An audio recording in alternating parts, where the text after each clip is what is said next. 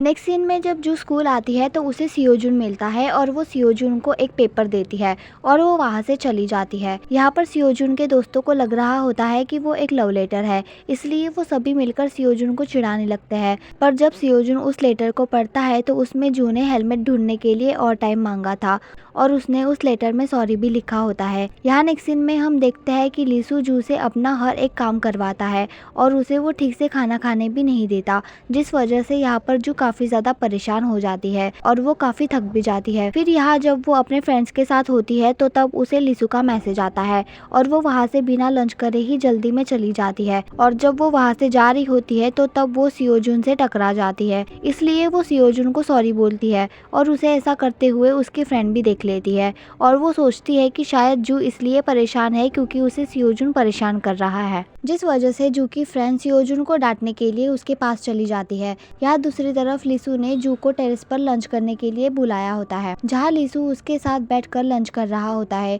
तो तब जू उसे बोलती है कि मैं छोटे छोटे काम करके थक गई हूँ और मैं एक ही बार में बड़ा काम करके ये सब खत्म करना चाहती हूँ। तो तब लीसू उसे टैलेंट शो में जाने के लिए बोलता है। तो इसके बाद हम देखते हैं कि जो हिम्मत करके ऑडिशन देने जाती है और वो वहाँ पर बहुत ही अच्छे से डांस भी कर रही होती है, जिसे यहाँ पर लीसू भी देख रहा होता है। पर तभी वहाँ पर लाइट ऑन हो जाती है और यहाँ पर जू देखती है कि सामने सारे टीचर्स बैठे हुए होते हैं, इसलिए वो वहाँ पर सॉरी बोलती है और वहाँ से चली जाती है। अब यहाँ नेक्स्ट सीन में हम सियोजुन को देखते हैं जो अपनी मॉम से हॉस्पिटल मिलने आया होता है, जहाँ पर उसकी मॉम उसे समझाती है कि तुम्हें धीरे बाइक चलानी चाहिए। फिर यहाँ जैसे ही सियोजुन बाहर आता है तो वो वहाँ पर लीसू के फादर को देखता है, पर सियोजुन उनसे बात नहीं करता क्योंकि सियोजुन को लगता है कि यॉन की मौत के पीछे लीसू के फादर का हाथ है। यहाँ दूसरी तरफ जब जू अपने घर होती है तो तब उसे फिर से लीसू का मैसेज आता है और वो जू को कॉमिक बुक लेकर प्लेग्राउंड में आने के लिए बोलता है, जहाँ पर रास्ते में जाते टाइम वहाँ बहुत तेज बारिश होना स्टार्ट हो जाती है।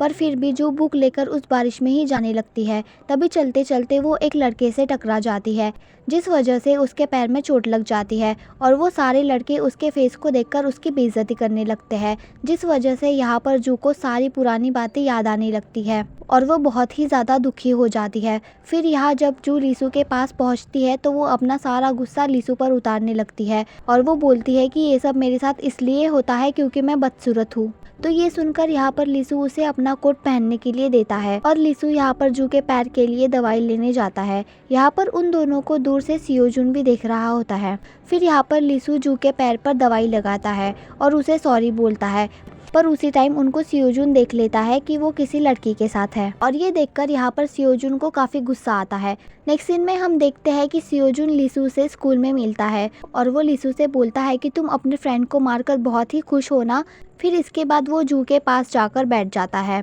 जिस वजह से यहाँ पर लीसू को बहुत गुस्सा आता है और वो सियोजुन से लड़ने जाता है। पर जब उन दोनों में फाइट हो रही थी तो तब उनके सर वहाँ पर आ जाते हैं और वो वहाँ पर सियोजुन को बहुत डांटते हैं। इसके बाद यहाँ लीसू अपने क्लास में होता है, जहाँ पर सियोजुन के दोस्त उसे बाहर आकर लड़ाई करने के लिए बोलते हैं, पर सियोजुन उन्हें ऐसा करने से मना कर देता है। फिर यहाँ लीसू सियोजुन को बोलता है कि मैंने योन को नहीं मारा था, पर यहाँ सियोजुन उसकी बात नहीं सुनता और वो वहाँ से चला जाता है, जिसकी वजह से यहाँ लीसू को बहुत बुरा लगता है और वो अपने घर आकर बहुत ज़्यादा रोता है। और फिर वो बुक शॉप आ जाता है और वो वहाँ बैठकर अपने बचपन को याद करता है कि जब वो बचपन में एक बुक पढ़ते हुए रो रहा था तो तब एक लड़की ने वहाँ आकर उसे हंसाया था और फिर तभी वहाँ पर जू आ जाती है और वो उसके लिए उसका फेवरेट जूस लेकर आई होती है और वो वहाँ बैठकर लीसू से बात करने की कोशिश करती है, जिस वजह से लीसू का मूड ठीक हो जाता है। यहाँ अगले दिन जब जू स्कूल आती है तो उसे रास्ते में सियोजुन मिलता है, जो कि अपनी बाइक लेकर आया होता है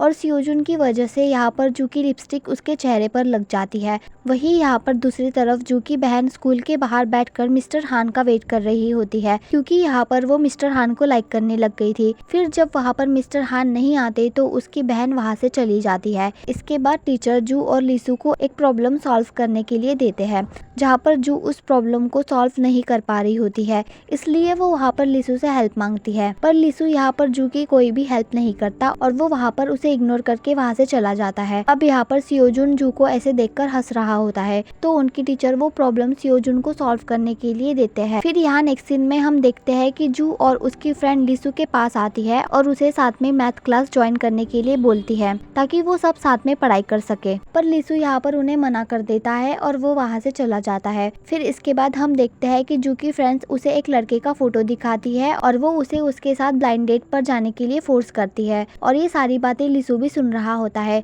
और उसे ये सब सुनकर जेलस फील हो रहा होता है। और यहाँ पर जब जू बस में बैठी होती है तो तब लिसु भी उसके पास आकर बैठ जाता है और इसके बाद जू उसके साथ नॉर्मल बिहेव करती है और उसे एग्जाम के लिए ऑल द बेस्ट भी बोलती है और उसे चॉकलेट भी देती है। पर तभी वहाँ पर जू को उस लड़के का मैसेज आता है जिसके साथ वो ब्लाइंड डेट पर जाने वाली थी, और वो लड़का उसे कल मिलने के लिए बुलाता है जिसके साथ वो कल डेट पर जाने वाली थी। तो ये देखकर यहाँ पर लिसु को काफी जलन होती है, इसलिए वो जू को समझाता है कि तुम्हें अब अपनी पढ़ाई पर ध्यान देना चाहिए, पर जू उसकी बात को इग्नोर करती है और वो बोलती है कि मैं अब अपनी लाइफ एंजॉय करना चाहती हूँ। तभी वहाँ पर एक लड़का आता है और वो उन दोनों के बीच में बैठ जाता है, जिस वजह से लिसु उससे बात नहीं कर पाता और फिर वो बस से उतरकर वहाँ से चला जाता है। नेक्स्ट पार्ट के लिए सब्सक्राइब करें।